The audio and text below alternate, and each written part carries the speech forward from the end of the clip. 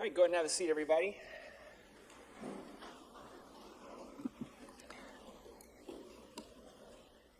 All right, good morning, jurors. I hope you all had a good evening. So,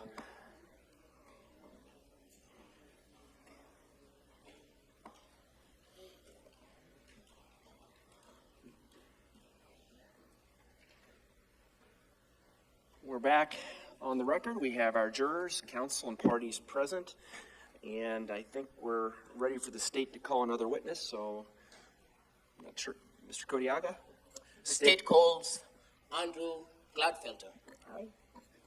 Good morning, sir. You want to just go over to the far left, if you would, and go ahead and have a seat. And first, I'm going to ask you to turn on your microphone. There's a little button at the bottom of it. Yep, little red light's on, and you can adjust that however you'd like. Yep. Yep, it's working. So, sir, I'm going to go ahead and swear you in. If you please raise your right hand. Do you swear or affirm, sir, that the testimony you'll be giving in these proceedings will be the truth? I do. All right. And for the record, can you please provide me with your first and last name and spell them both? My name is Andrew Gladfelter. My first name is spelled Andrew. Last name is spelled Gladfelter.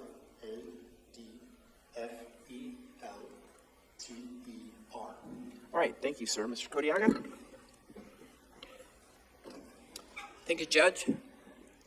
Sir, you've introduced yourself. Can you tell the jury what you do for a living? I am employed as a criminalist with the Iowa Division of Criminal Investigation, Criminalistics Laboratory. And can you unpack that? Just explain what a criminalist is and what your employment and experience to be in this position. As a criminalist at the Iowa DCI Crime Lab, you analyze evidence brought to you by law enforcement, and you will perform your analysis and generate reports on your findings of those analyses.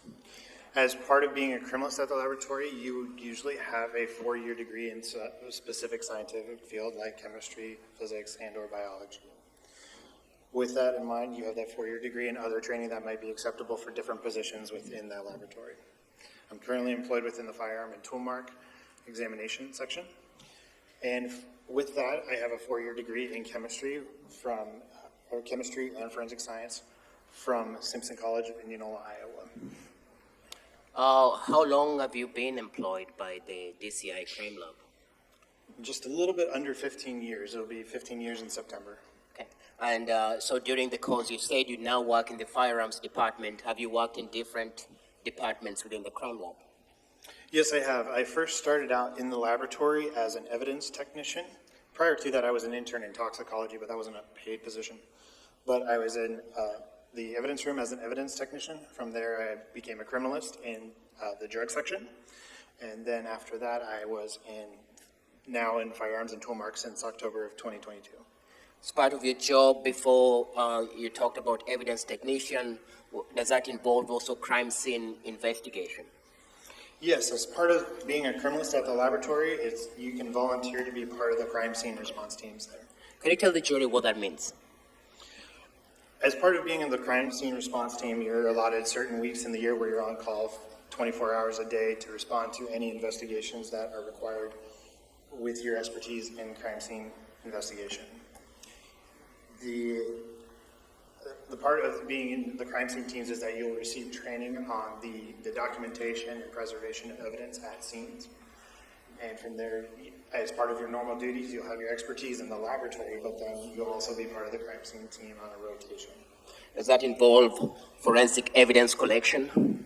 Yes, it does.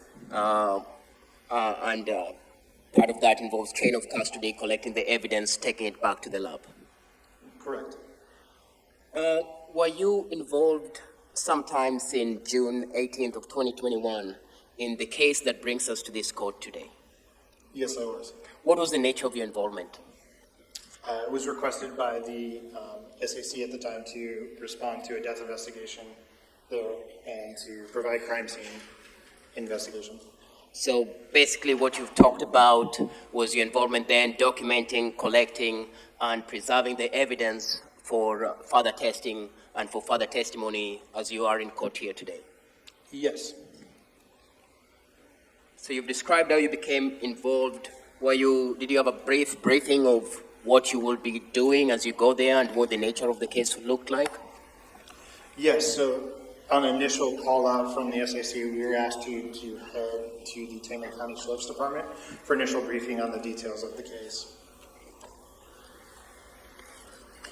Did you then proceed to the property in question where you're going to do your investigations at? Yes.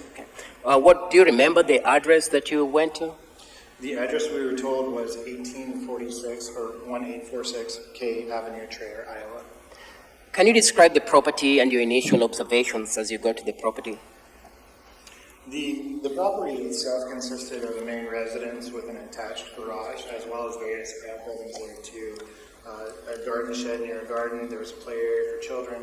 There was also a shed that contained a lot of recreational items, as well as two other garages, a gray garage and a red garage that contained vehicles or recreational vehicles. When you go to a property to do an examination, are there certain standards or procedures that you use or that you apply in working a crime scene? Yes, as part of my training, there is a very specific process that there is a process in which we will follow to document and then to preserve that evidence and collect that evidence, preserve that evidence, and then follow the chain of custodies with those. Those are part of our training as well as listed within our SOPs within the laboratory. What are some of the methods or training that you use? Say that again, please. What are some of the methods or training process that you use? Some of the methods that we use, are you asking in documenting? Or? Yes. Okay. With crime scene documentation, we're going to be using photography. We'll even take video.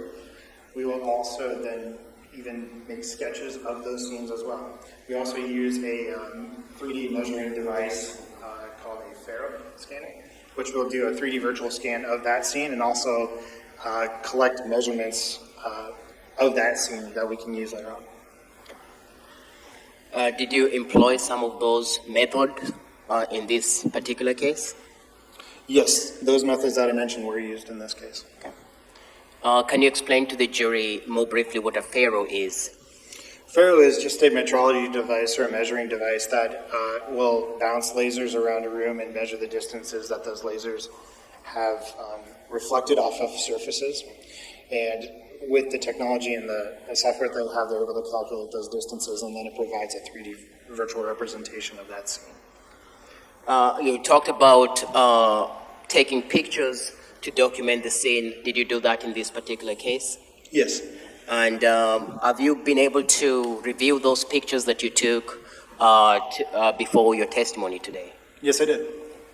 Your Honor, at this point, with the stipulation of the parties, the state will admit what's been marked as State Exhibit 118 to 155, then 156A, 157, 158A,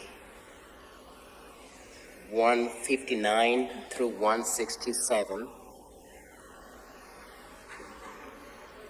168A, 169 through 193, and 302. Let's make sure I got those numbers correct. 118 through 155, 156A, 157, 158A, 159 through 167, 168A, 169 through 193, and 302. That is correct. And is there any objection by the defendant? No, Your Honor. All right, then I'm not going to repeat them all again, but all the exhibits that I just mentioned are now admitted. And are you looking to publish these? That is correct.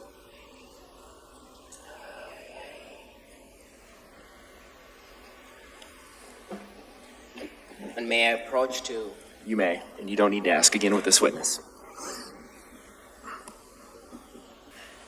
It might help you to use those. That's fine, but you have a copy on the screen in front of you. Yeah, and you can tilt that screen. If it helps.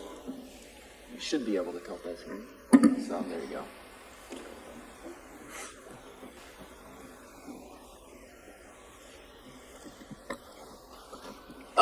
Beginning with 118, can you tell us what we see on that exhibit? Yes, this is a photograph of the east side of the main residence at 1846 K Avenue. So what you documented, what time did you arrive at this residence? At the residence, a little past noon. I can't remember the exact time right off the top of my head. Fair enough to say that at that point, your department had been called in, and so the scene had been secured for your department to come and do the investigation? Yes. So there was no one at the residence? There was law enforcement personnel on the property, but not inside of the residence. Were there any children or any other person who was living at that residence? At that time, there was only law enforcement personnel on scene. You talked about being kind of given information or told a little bit of what to expect when you get to the residence. Is that what happens as standard practice? Yes, those were in the initial details at the briefing at Tama County Sheriff's Department. Okay.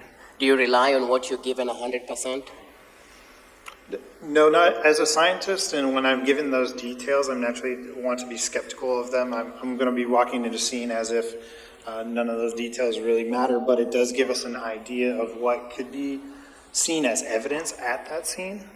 Otherwise, I'm looking to see what's consistent with details, what's inconsistent with details, and just looking to find any evidence that would help answer questions arising in this matter. Go to state 119. What do we see on 119? This is a door that is the entrance to the attached garage on the main residence. This is besides the garage door itself, this is the other way to access that garage. What of significance did you notice about this door? At the time it was shut, and also that it has a key lock as well as a keypad lock for a code too. And will you describe that as an electronic keypad? Yes. What do we see on state 120? Again, this is another view of the east side of the residence, showing the entrance into the kitchen, or the what I term the mudroom area, the initial entryway, as well as another exterior door to the south living room and the dining area or porch area on the east side of that residence. If you can you describe to the jury, we see at least outlines of 3 doors. Can you tell the jury what those 3 doors you determine them to be? Yes. Is it all right if I use a laser pointer? I have one on me to be able to point up there. Is that okay? That's fine if it works. So the question was about the entrances into that residence? Yes. Okay. So what was previously seen over here was the garage door entrance here. This is the only way to get into the garage other than that garage door being open. This right here is one of the other entryways into the residence itself. This would give access to the residence through the southern living room area, and this would give access to the mudroom, which is right next to that kitchen, and the basement access as well. And these are the two that work into the residence there, and this door would be the one that only goes into that attached garage. Okay, and so from your testimony, to get into the house, into this residence, you have to use one of those 2 doors, not the garage door, correct? Correct. The attached garage does not have access into the main residence. What do we see on 121? Is that just more isolating the front living room door? Yes, it's just a closer view of the living room door, as well as the porch that is there, the landing, and the steps there to that dining area. When you came, was that landing, that landing gate open? Yes, when we were there on scene, that gate was open. What do we see on 122? Another view of that door on the south living room door, just from the east side of the residence. Now, can you describe for the jury 121 and 122? Are those steps fairly short steps, like pretty small and confined area? I would say for somebody like my size, and like if I just have size 10 and a half, 11 feet, that, yes, they're smaller steps than I would usually step on, but I can't give you an exact representation of that. Other than that, yes, it is a smaller area that has been fenced in with those gates there.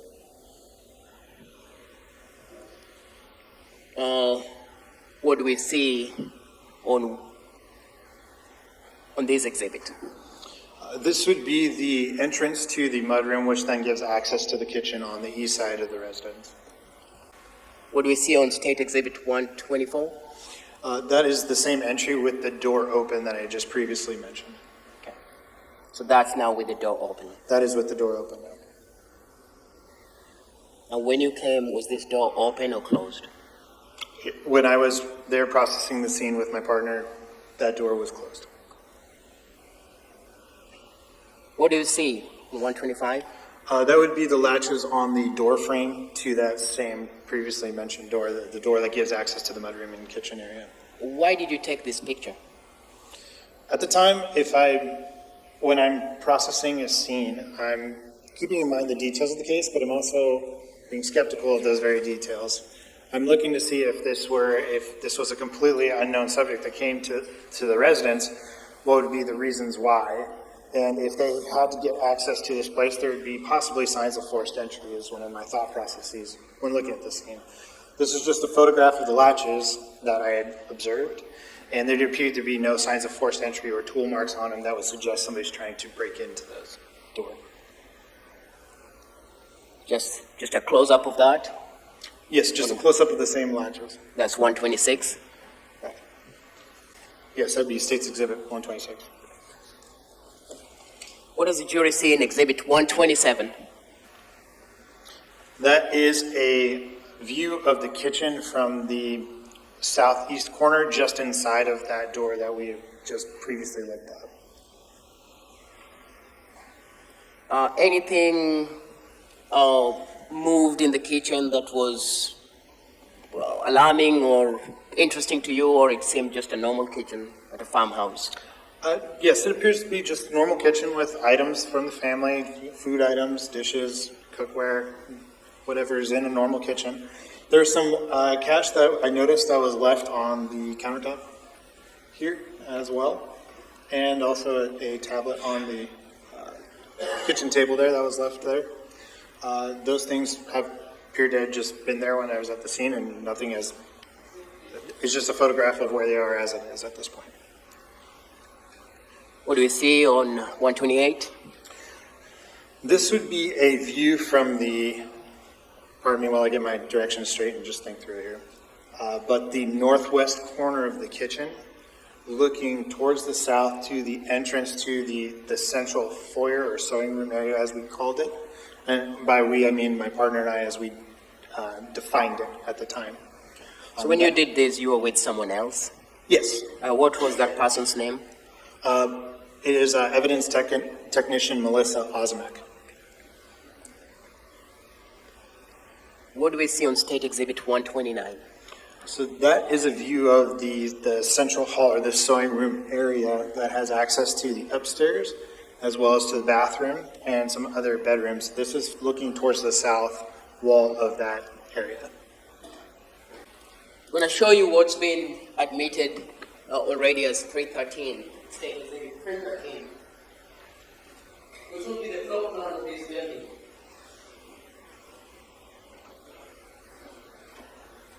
So that, if you can also help them, if that can help your testimony to explain. Okay. Are you able to see that? Yes, I am. So when you're talking about 129, if you look at the floor plan, can you just use your pointer to show the jury what you're talking about, or where that picture we're seeing? Yes, so if this is the hallway or the central area, I am taking the picture from here facing this direction. Okay. And so there's a bedroom that you will have to pass to get to where you're taking that picture, correct? The bathroom is actually, if I go to the photo, it would be up here. That's the access to the bathroom, which would be there on the diagram. Okay. What do we see on State Exhibit 130? So this is another view of that hallway area as defined on that diagram.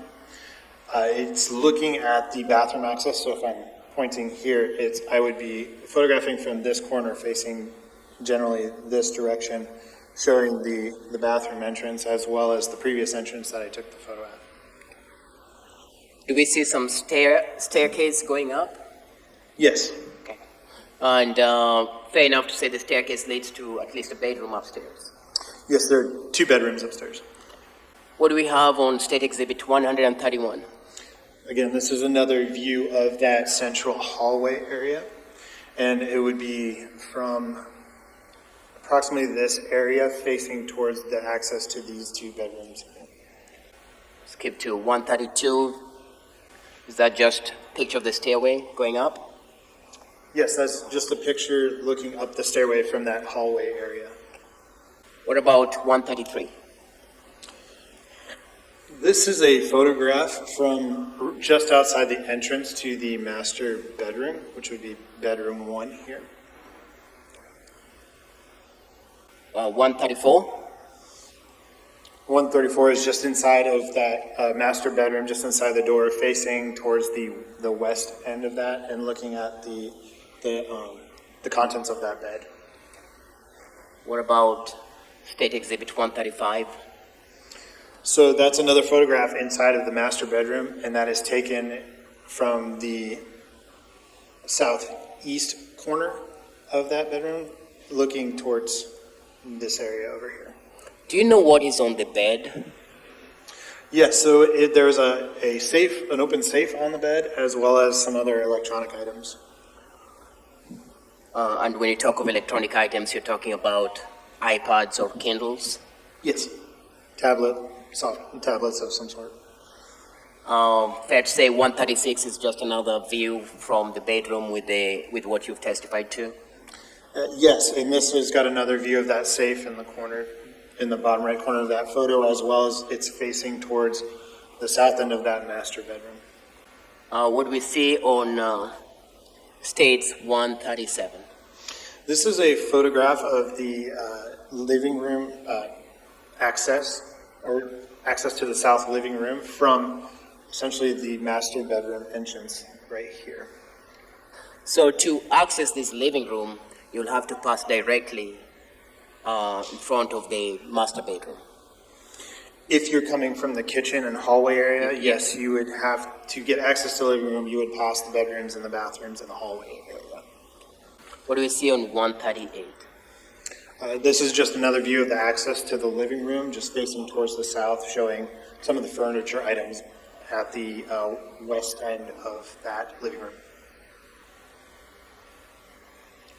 What about 139? This is a photograph from approximately the southwest northwest of the living room, facing towards this area here on the living room, which would be the northeastern direction of the living room. You talked about a FARO that you used. When you use that FARO, are you able to take pictures and make a diagram out of it? Of the data from the FARO? Yes. Yes, there's different software that's able to produce different representations of that scene using that equipment. Were you able to do that in this particular case? Yes, a coworker of mine was able to generate an aerial view of this crime scene. Okay. And was that one produced to help your testimony in this particular case? I'm sorry, say that first part again? Do we have one that you got to help with your testimony in this particular Yes. case?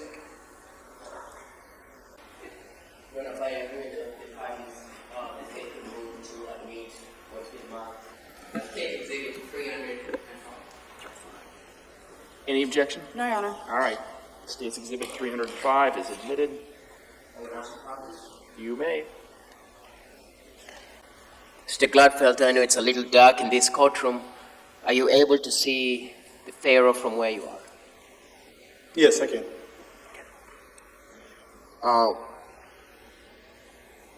Is that more of higher view of, can you describe what we are saying in the FARO? Yes, what you're seeing is what we call more of an orthogonal view, which is like perpendicular to the aerial view of that crime scene. This has been generated by one of my coworkers to be able to view everything kind of in relation as it was at that scene.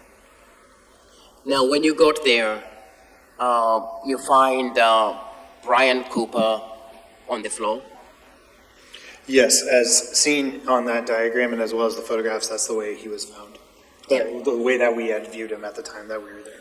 Was there a briefing that you understood that he had been moved to the floor? Yes, that was a detail that was mentioned to us, was that he had been moved from the recliner that is in the living room area. So by the time you arrive at around 12 o'clock or later in the day, he's still in the house but just been moved from the recliner. You had an understanding that he was found initially on the recliner, correct? Yes, that was what was told to me at the initial briefing on the details of the case, is that he was found in the recliner and that they had since moved him off the recliner. And when I arrived on scene, that's exactly as they had mentioned. With the FARO, can you just explain to the jury and just briefly walk us through what they will be able to see with it as they look at it? As who looked? As the jury looks at the FARO, Okay. like in terms of the rooms or what it tells us, what you're seeing from that exhibit. Yes, what you're seeing is this would be the living room area. That would be same as over here. And then also the front porch / dining area, which would be correlate to this area here. And then this area would be that central hallway which has access to that living room area. And on this will also have the placards and some of the scales that were used in the scene to produce the FARO. The FARO images, to be specific.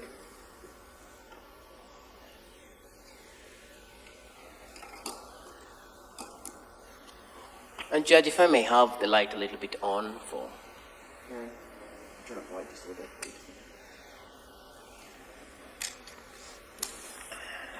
bit. Now, there seems to be some, what I can describe as artifacts on that FARO. Can you just explain to the jury what they are so that they can have an understanding of what they are seeing? Sure. So it looks like when you view this aerial view of the scene, there seems to be just like missing pieces and or fragments of different images.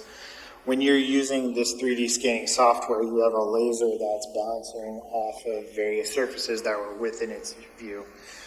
From there, what can happen is there can be interference of that laser, so it's creating almost like a shadow effect, where if you shine a flashlight on somebody, you can see their shadow behind them. Those fragments and those missing pieces are usually where the laser hasn't been able to reach. With that in mind, so a good example would be this area here. There's actually a roof over the top of this, but that has been since removed to be able to see down to the porch area, but then there's other landscaping here that might have not been hit by that laser, so it doesn't appear there. That's just an example of kind of what you're seeing here on this aerial view. When you start your scene examination, did you have a specific place where you started, or did you move from outside to inside? Can you explain that to the jury? Specifically with this scene, I worked with the outbuildings first, and then worked inwards to the main residence. Okay. And why was that? I was operating under the basis of knowing the details of the case, as well as looking to see what could be inconsistent or consistent with the details that were given to us. So if there has been some unknown person upon the property, my thought process is, well, why else would they be on the property? There's a possibility that they might be looking for something to steal, to go through the property itself. So there's a possibility that maybe they've looked at the outbuildings of some sort and looked at the items that are there. If there was something like that, I would expect to see certain signs supporting that type of evidence. But from there, I worked outwards at those outbuildings and then towards the main residence itself. I will get back to the outside, but let's start from the inside. Okay. On the inside, when you're looking at what I gave you as State Exhibit 139, and you find Ryan Cooper, do you start an examination of that room to see what's in that room and what the evidence in that room tells you. What I'm doing is that I'm going to be documenting first, foremost, getting my overall photographs of it, as well as getting an idea of what possible items of evidence could be there too. So I'm doing that kind of in tangent with documenting that scene as well. Okay. So let's talk about the living room examination. What did you do and what did you observe? First off, I took overall photographs of that area without any type of markers or placards in that scene. Just took photographs of the living room as it is. From there, I will be able to mark what I believe were possible items of evidence using the placards or sticky scales that we have that have little scales on them to designate areas of importance that I believe were important to the details or the investigation of this scene. Okay. Judge, may we have the TV back? May? Are we done with this one then too? For right now? No, I think we can just have it out. I think we'll have it out. Okay. Showing you what's been admitted as State Exhibit 140. Can you tell us what your observations with 140 are?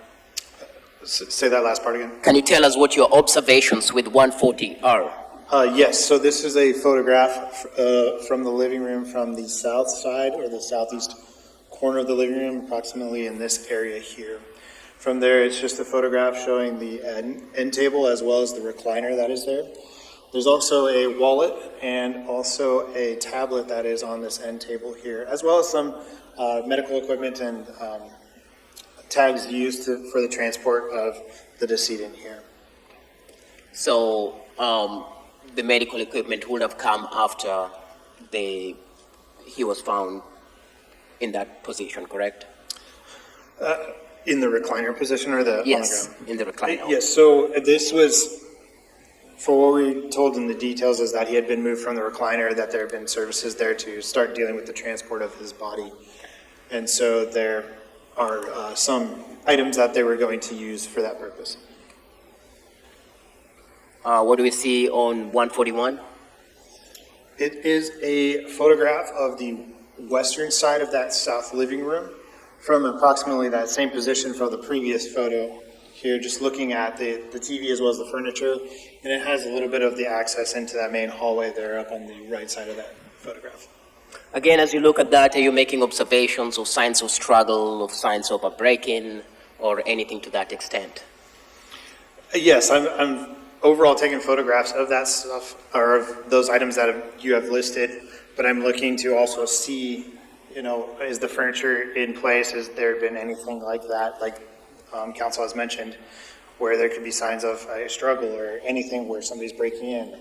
Windows, are they locked or closed? I'm making all those observations in the process of investigating that scene. Do you see any of that? Not in this living room. State Exhibit 142? Just another photograph from the same position, looking more towards the northwest corner of that living room, as well as the couch, the end table, and that hallway access. So there was a couch next to a recliner.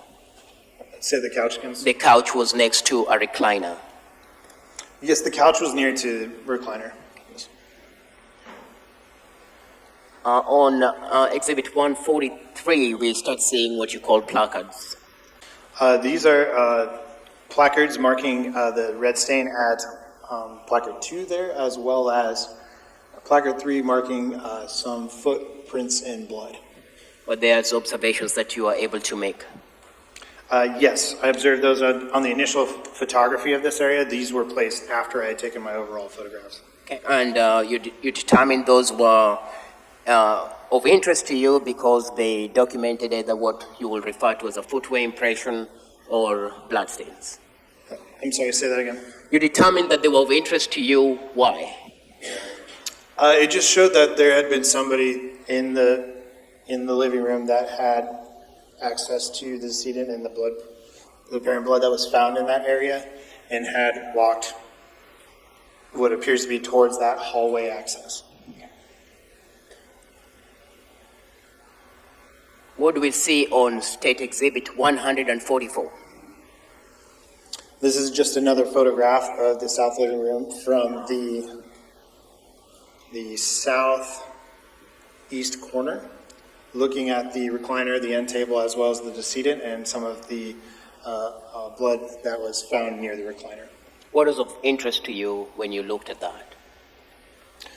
Some of the things that I've mentioned previously is that the end table and the recliner is showing the position of the recliner right now, as well as where the blood stain is in relation to that recliner, and also just documenting the overall scene itself.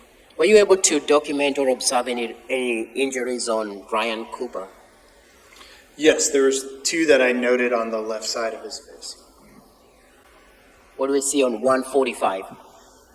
That's just a view of the same recliner that was seen in the previous photograph, just looking straight on towards the backrest with the blood stain that is on the backrest there. Okay. And can you describe what you see, the blood stain, the nature of the blood stain on the backrest? It appears to be mostly dry, still some sort of moisture to that blood. And kind of pooled in 2 areas? Yes, so in the 2 main areas that I'm thinking of are here as well as down here on the backrest. Was there blood on the left side of the recliner that seemed to have flowed and dried? Yes, I don't think this photograph actually shows that on there. What is the item on the recliner? I'm not totally sure as to what that item was. It appeared to be something that looks like an old style candle snuff. What do we see on State Exhibit 146? This is a photograph of the wallet that was on the end table next to the recliner. Did you determine whose wallet this was? Yes. Whose was it? And it was the decedent, Ryan Cooper's wallet. Did it seem to have been moved or touched, or it seemed to be where it was? It did not seem to have been moved at all from that position. Was that an interesting observation that you made in light of an intruder, a non-intruder case? Yes, if there was something, if this were to be an attempted robbery or theft of items from this property or burglary, I would think that maybe that there would be some sign or showing that something has been moved or taken from that wallet itself. It proves nothing has been moved, or that wallet has not been moved from this photograph. What do we see on State Exhibit 147? On this photograph, we're looking at what would be the left side of that recliner, as well as looking towards the little closet area that's in the northeast corner of that living room. And it's also showing the exterior access door to the living room, as well as to that porch landing there. There's also a little bit of a storm door too. You can see that in the photograph as well. And that should, those, as well as the, showing the doorknobs and anything else in that area. So let's talk a bit about that. That's the front living room door that we've talked about, correct? Correct. That is the living room access door to that porch landing. Okay. And the recliner, in proximity, how close are they to each other? I don't know an exact number to give to you, but they would be close to each other upon opening, but they would not contact. Okay. But fair enough to say, especially when the recliner is in a reclined position, it's very, very close to the door. If that backrest was completely extended horizontally, it's possible that that door could have hit that recliner when opened. Did you determine when you got there if the door was locked or not? Yes, at the time of our examination, that door was indeed locked. And when you say locked, it's just not closed and shut, but actually locked. It's locked. We would have to unlock it to open it. Okay, tell the jury more about State Exhibit 148. This is just a more vertical view of that same area that was shown in the previous photograph, including the blood that's on the ground, as well as the left side of that recliner with some of the apparent blood stains on the backrest, as well as showing the closet area and also that door that has access to the porch landing area. Did you make some observations on the pooled blood on the floor? Yes. Here, there's also, it seems to have pooled in a specific area, but there's also areas that seem to have appeared as if somebody had slipped through it or moved through it at some point to create what you can see at the bottom of that photograph, which would be those voids showing a little bit of the floor there. Can you just point that out if you point it to the jury? Yes, give me a second here. The poster's just right in the way, but right to the right of my pointer there would be those areas. 149, fair to say that's a different view? Yes, another view of the south living room area, but we're looking specifically at the southeast corner of the living room area, including some of the bloodstain that was seen in the previous photograph. This would be a better view of what was previously mentioned that I observed was these voids in the blood stain here, as well as a photograph of a footprint that was seen here, suggesting that somebody has walked into this blood pool. 150, Just another close-up of the blood stain or blood pool at placard 4. and at 150 from your angle, are you able to see the blood pooling also on the recliner and dried? Yes, so that would be in this area right here. It's a little bit difficult because of that recliner being the dark color it is. It's a little harder to see, but there is some dripping of the apparent blood here. You have some 2 placards, one marked 4 and one marked 5 on State Exhibit 151. Can you talk a bit about that? Yes, this is just a view of that blood stain that we marked as placard 4, just a general way to designate that area. And then placard 5 is a cartridge casing that we found at the scene. Can we talk more about that? Can you explain what you found again at placard 5? Placard 5 was a fired, what appeared to be a .22 long rifle cartridge case. And that was right by the door. Correct. It would be right in that little L shape right there is where that cartridge case would be. Was that something that part of your investigation was looking to see if you can find fired cartridge cases? Yes, so initial briefing on the details suggested that he possibly had been killed with a firearm of some sort. So with that in mind, there's evidence that could be generated from the firing of a firearm, such as cartridge cases, bullets, and also a firearm itself. So we would necessarily be looking for something like that within the scene. Now you testified that there were 2 bullet wounds on Mr. Cooper, and you've said you found 1 cartridge case. Did you find another cartridge case or just 1? Just one right now. Okay. At the scene at that time, we just found 1. Were you ever able to find at the scene another cartridge case? No. So from your investigation, you were able to not find the second cartridge case. We were not able to find the second cartridge case. Can you talk about State Exhibit 152? Yes, State's Exhibit 152 is just a photograph of that living room door kind of facing towards the southeast, looking at the doorknob as well as the light switch right next to that door. But there's something of interest that you observed on the light switch. Yes, there was also some blood stains up by the light switch itself. Is 153 just a close-up version of what you've just testified to? Yes. And going to, again, 154, 155. That is just a 2 different views of the cartridge case that was at placard 5. That's the one you've already testified to that was a 22 caliber weapon? It appeared to be a .22 long rifle cartridge case. What do we see on State Exhibit 156A? Yes, so with this photograph, this would actually be a close-up of bloodstains that are found on the door jamb side of that exterior living room door. So upon opening that, this would be the edge that would contain the doorknob as well as the lock too.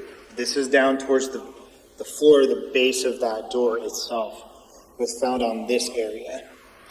As a crime scene investigator, what does 156A inform you or tell you? It suggests to me at one time that that door had to be open for blood to get to that area on the door. So it was opened at one time. That is why there's blood on that part of the door. Correct. What do we see on 157? 157 is just looking at the exterior of that living room door, and what is marked as scale 10 or placard 10 or marker 10 is an area of blood staining seen on the exterior of that door itself. Again, 158A.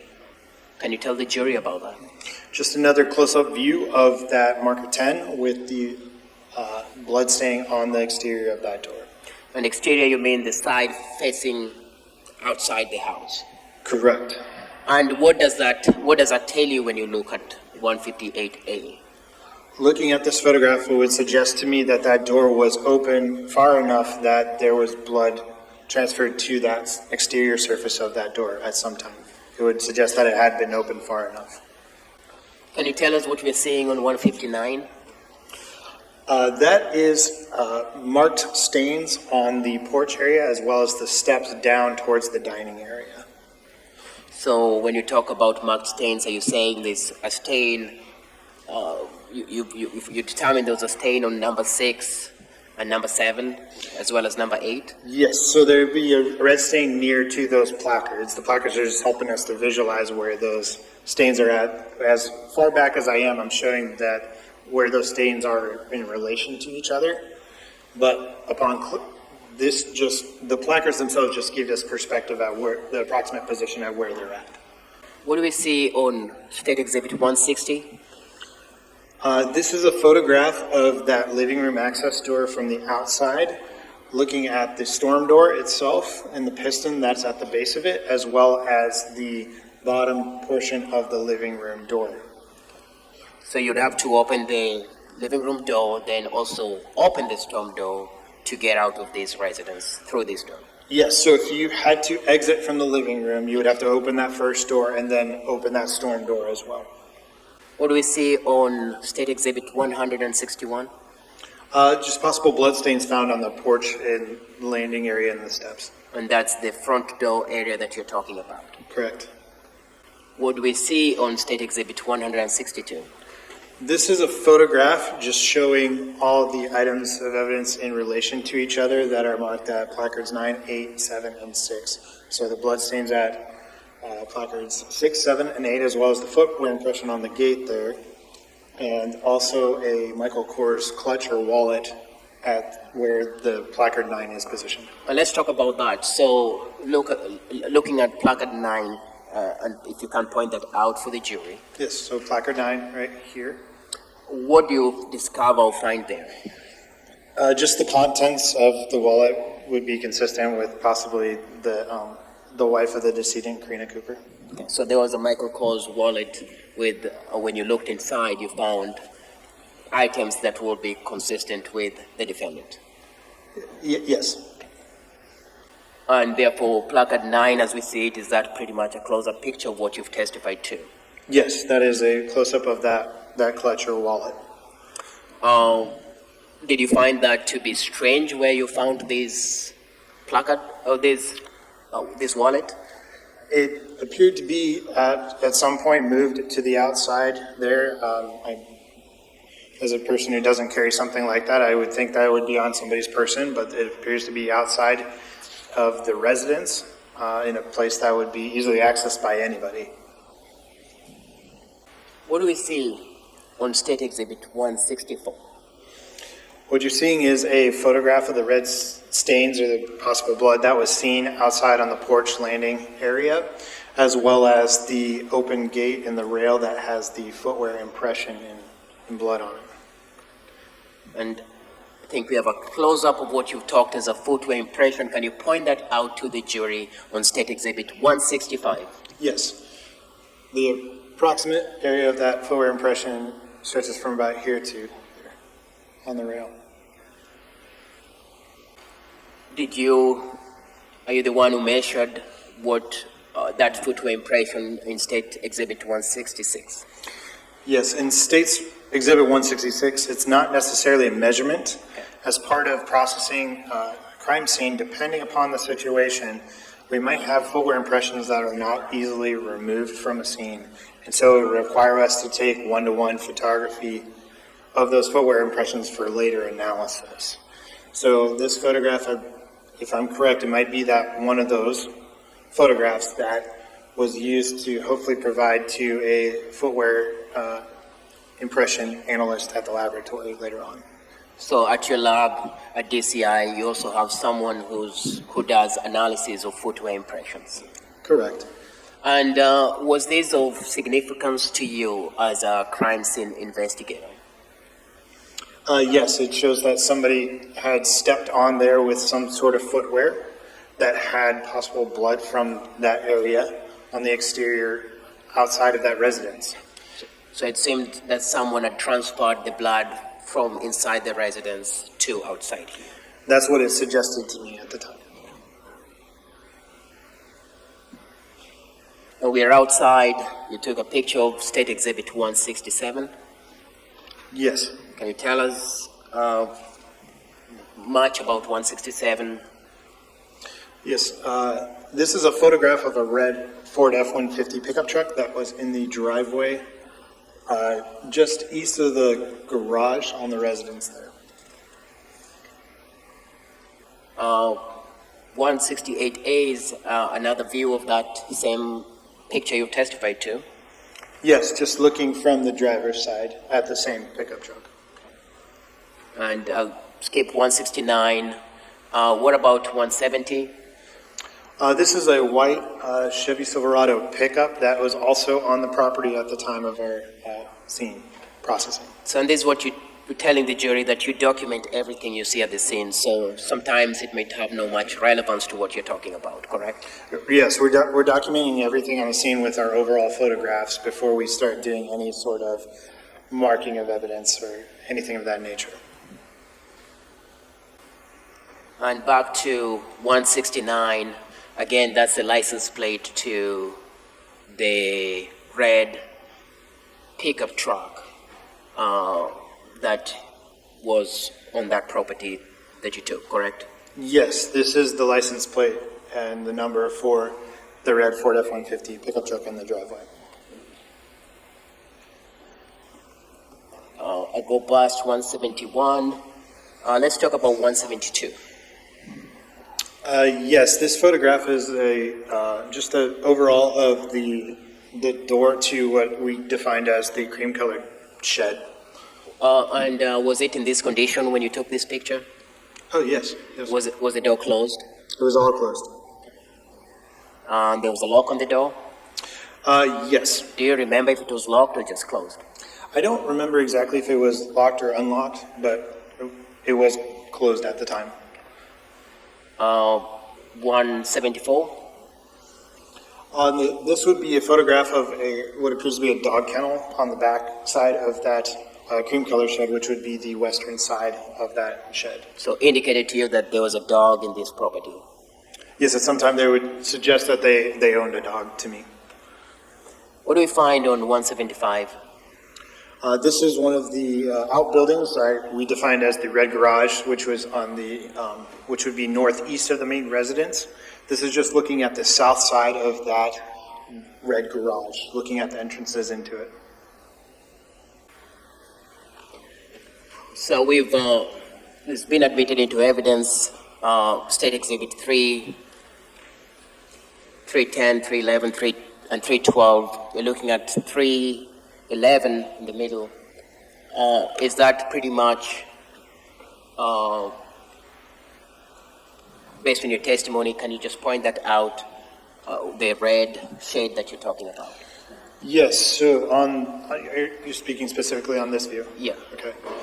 This is the 1846 K Avenue trailer, the address here, and this would be the main residence here, and what was portrayed on the screen over here for you would be this building right here. Did you determine on 176, is that another picture of that building? Yes, this is another photograph, just looking at the southwest corner of that red garage. There was an entrance door to that building, correct? Correct. Was it closed when you got there? Yes. What do we see on 177? This would be a view of the eastern south door on that red garage. And when I zoom in on 177, are you able to see that better? Yes. Okay. Would you say? May we approach briefly? Yeah, you may. All right, Ms. Kodiaga, you may pick up where you left off.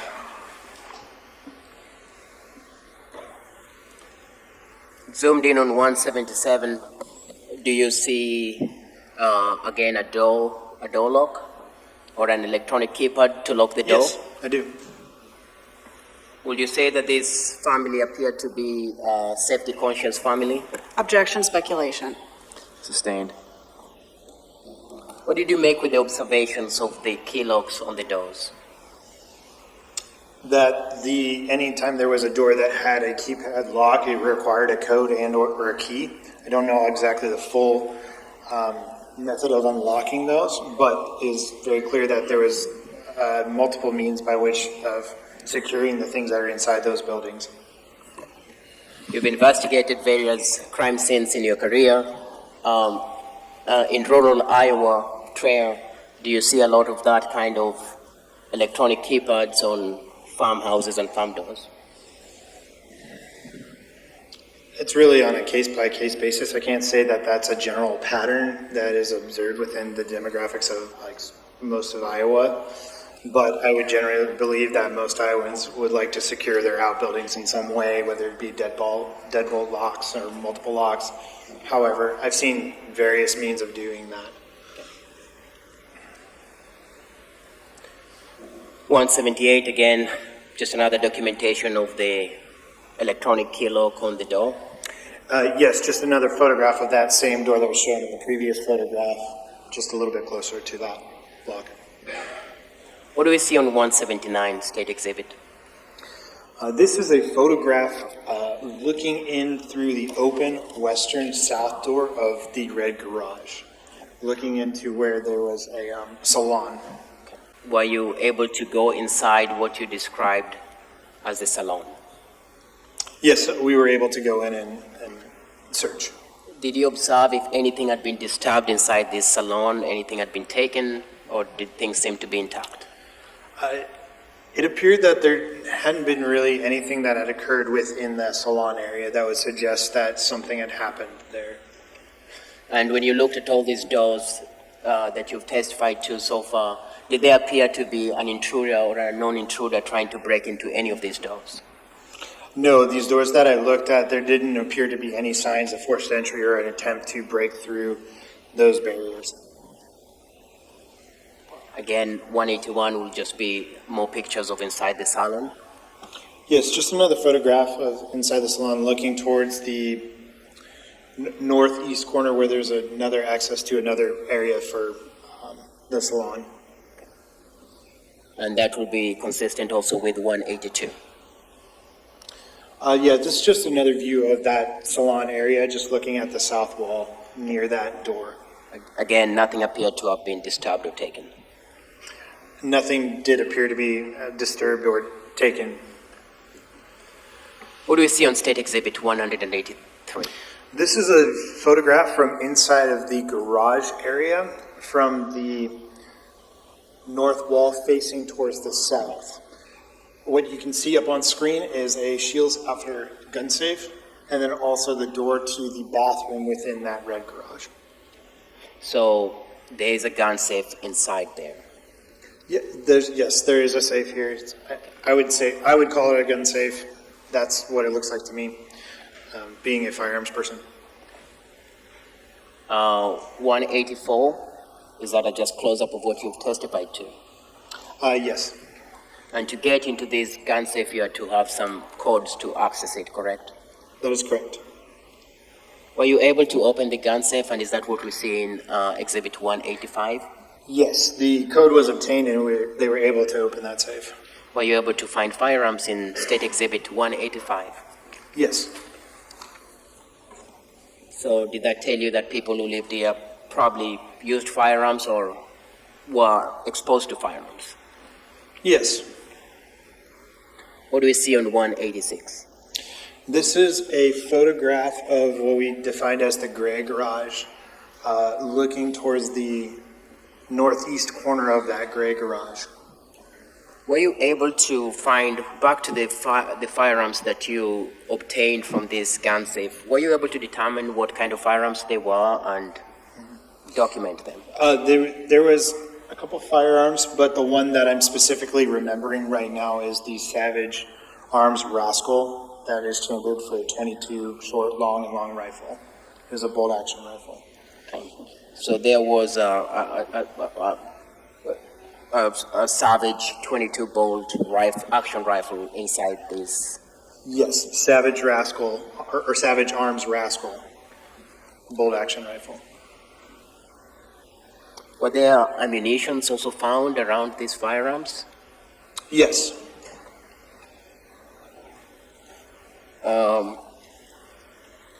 You don't remember the other firearms that you found? I can't off the top of my head remember exactly what other firearms were in that safe. You talked about Exhibit 186. Let's talk about 187. What do we see?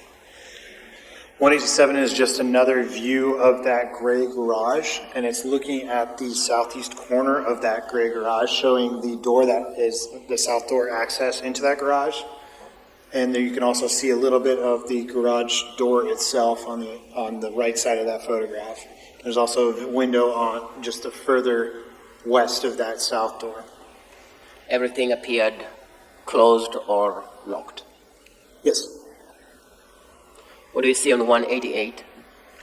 This is a photograph of that second room in the salon area in the red garage. This would be facing towards the west end of that room itself. So the initial entrance into the salon, the access that was shown in the previous photographs, this is the room that was adjacent to that. What do we see on State Exhibit 189? This is just a overall view of the interior of the gray garage and what was in there, including the recreational vehicles like the snowmobile and the Polaris side-by-side, as well as a Ford F-450 pickup truck. Again, none of these, any of these appear to have been touched or moved or someone trying to steal in them? No, there did not appear to be anything to have moved them or disturbed this garage or the items therein. Okay, same to 190 is pretty much what you've talked about. Yes, it's just looking at the same pickup truck as well as the snow machines there, and it's just facing towards the west end of that garage. Let's go back to 191. What do we see on 191? This would be a photograph of the marked stain that was found on the steering wheel of the red F-150 pickup truck. This is marked as stain, or marked as number 11. This was collected by the crime scene team. When we say collected, was there a swab or a DNA swab done on this? There was a swab taken of this stain here. Okay. And so you go back, so you swab taken away to determine what exactly that stain would be, correct? I would collect those, and then they would be taken back to the laboratory where there would be further analysis on them by those that have the expertise on these. So this will be the red pickup that was on the driveway, This, yes, from the red F-150 pickup truck. the one that you took a picture of the plates. Correct, with the license plate Farm IH.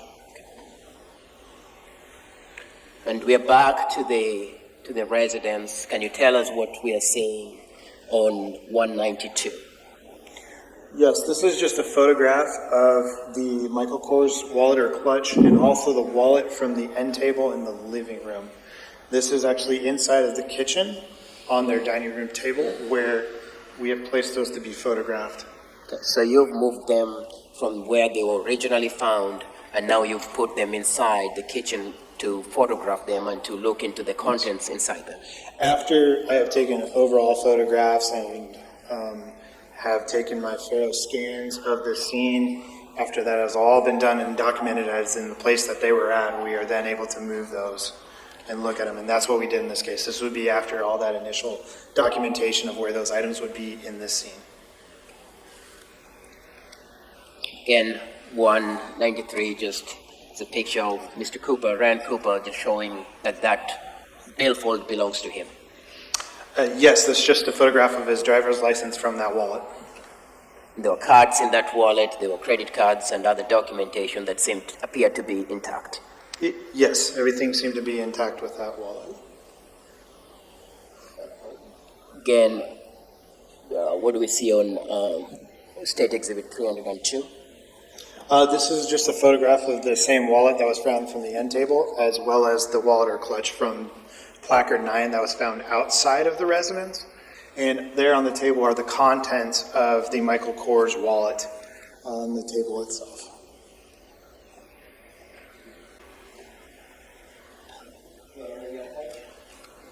You may.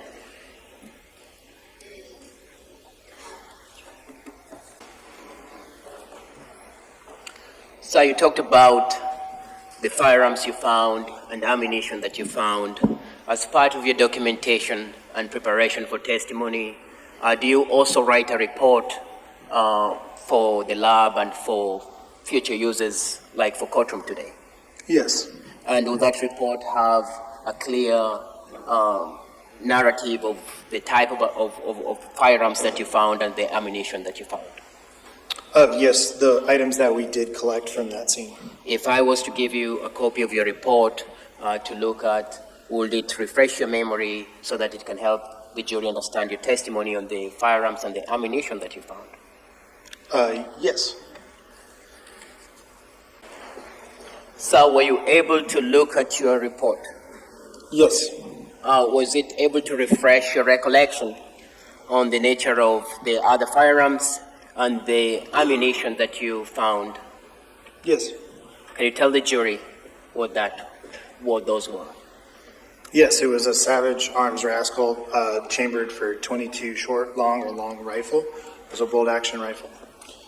And there was also ammunition found within that gun safe that was an unopened box that did not appear to have any missing cartridges of Winchester Super X 22 long rifle.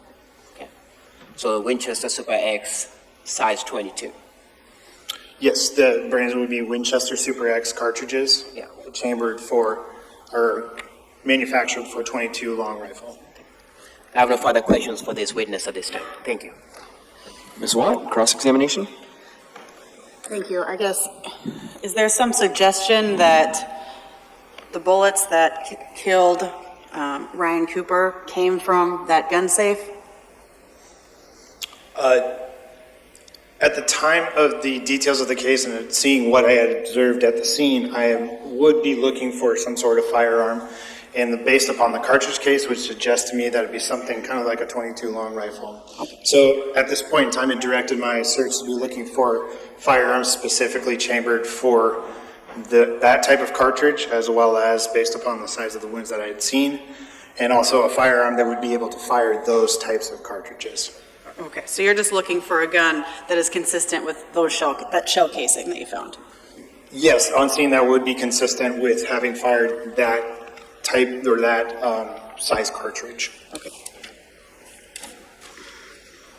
The ammo that you found, though, that's consistent with that cartridge, that box was unopened? Correct. Within this house, we saw some pictures. Did it look like they had been doing some remodeling? Specifically, if you remember, there's a light switch, but there's no cover on the light switch. I don't specifically remember that one off the top of my head, but yes, there seemed to be different projects occurring within that house, yes. I think even in the living room, there's no actual floor, right? It's just, looks like... What's what would look like subflooring there? We looked at State's Exhibit 143, which showed a footprint, a bloody footprint. Did you do anything to determine whose foot that was? I did not. Are you able to, in any way, with your experience, time when that footprint got there? No. I'm assuming that when emergency personnel are trying to take Ryan from the chair to the ground, it's possible the recliner gets moved. Is that fair? Yeah, depending on what they needed to do to be able to remove him from the chair to the position that he was at, it's possible that they had to move the backrest or move the chair in some sense. Okay. So you do not know whether the way that we see the recliner in your photos, if that's the way it was during the shooting, for example? That is correct. That is just the way I found it when I was actually processing the scene.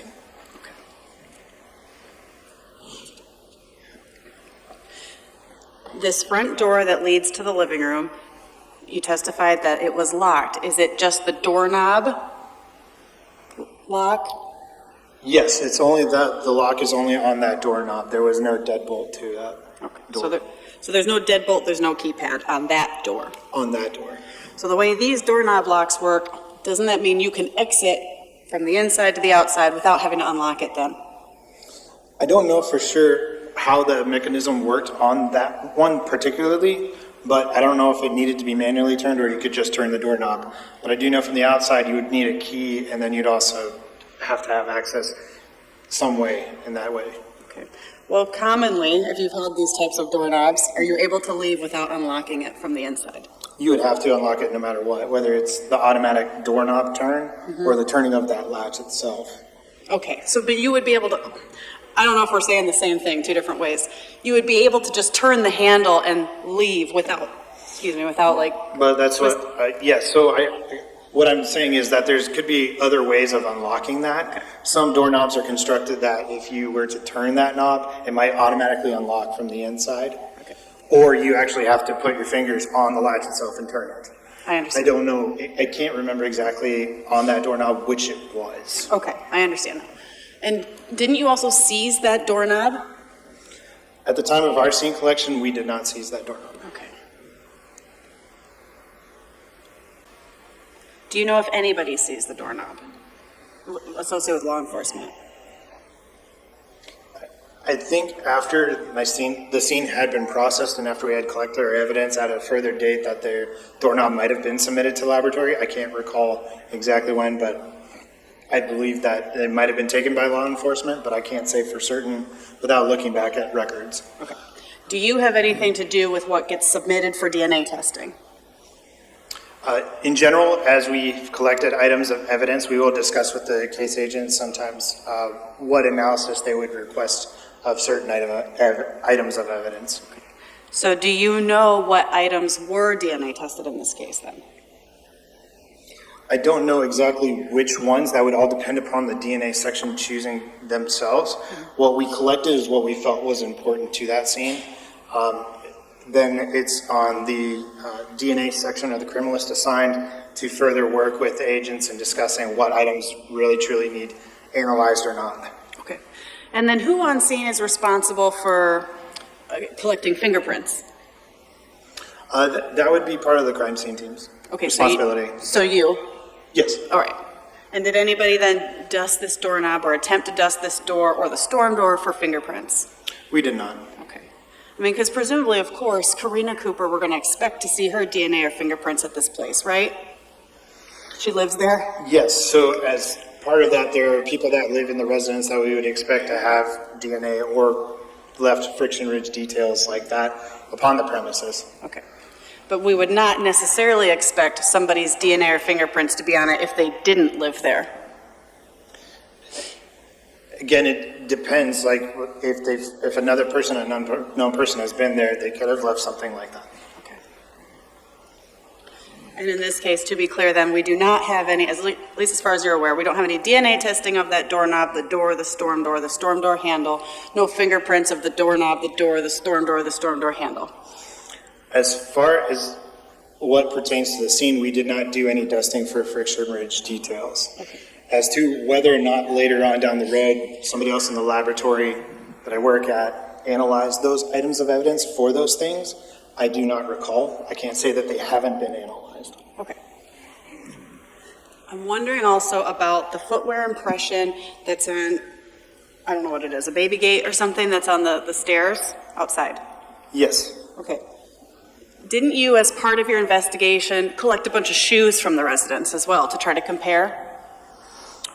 There was only one shoe or a pair of shoes that was collected, but that was collected by Tama County Sheriff's Office. Okay, so do you know whether any of the shoes in this house match that footwear impression? There was an initial look at most of the footwear in the premises, and none of them appeared to have the same pattern except those muck boots that were seen by Tama County Sheriff's Office and collected. Do you have any idea what that pattern, what shoe you might associate it with? I do not. Okay. Have you tried to compare it to, are you familiar with the shoes Vans, the brand Vans shoes? Yes. Okay, are you familiar with the tread on those shoes? Having a pair myself, yes. Okay. Do you know that those are consistent with the pattern that we're seeing on this baby gate looking thing? I'm not for sure. I haven't really looked that closely at them.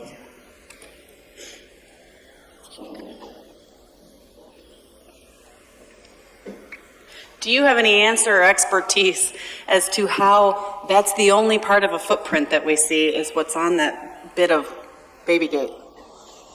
I am not for sure on how that transfers or able to explain that totally. I don't know if it's I can't say for certain on anything regarding that. I wouldn't be able to explain how the blood only gets on that railing versus the cement steps nearby.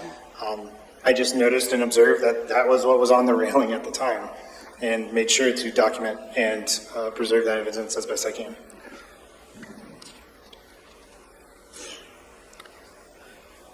We saw in a picture, and we talked about placard number 5, which was the shell casing found near the front door leading into the living room, right? Correct. Okay. So what I'm taking you to say is that it was kind of just sitting in front of the door, the shell casing? Yes. Okay. Right where that, if you look at that photo, where that little L measurement or that ruler is on that placard, it'd be right within that L area. So was it hard to see? No, it was not hard to see, especially if we have other lighting in there. It's brass. It does reflect. And then I noticed also in that picture that where the placard 5 and the shell casing is found, there is that, I don't know what that's called either, the air conditioning. Oh, the vent. The vent, thank you. So that was near the other shell casing. Could a second shell casing fall into that vent? I don't know for certain. I didn't like measure the slots in the vent, but knowing that 22 long rifle cartridge cases are small, it could be possible that maybe it was on the vent. Maybe it could have slipped through. I didn't really do anything to see if that was possible, but they could be depending upon the size of that vent. Okay. And I'm assuming you didn't go into the ductwork to look for the shell casing? Well, we did not. Okay. We just looked down that vent. Okay. I guess I was also wondering, did anybody move the recliner to see if the other shell casing was under the recliner? We did. You did do that, okay. We also moved the living room couch around too to make sure that it hadn't bounced in any other sort of direction.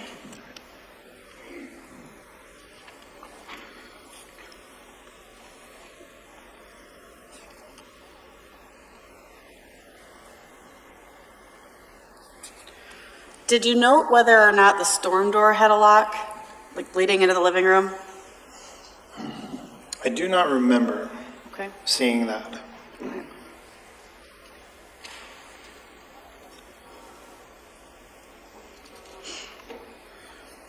We talked a lot about keypads and securing things. Is it fair to say that if you have a keypad, you also don't need to remember to bring a key to get into your house? Again, I don't know the function of those locks per se. I would think, personally, that those keypads, all you need was the code, but I don't know specifically the function of those ones there on scene. I did not try to test it out or had a key available to even test that. Okay.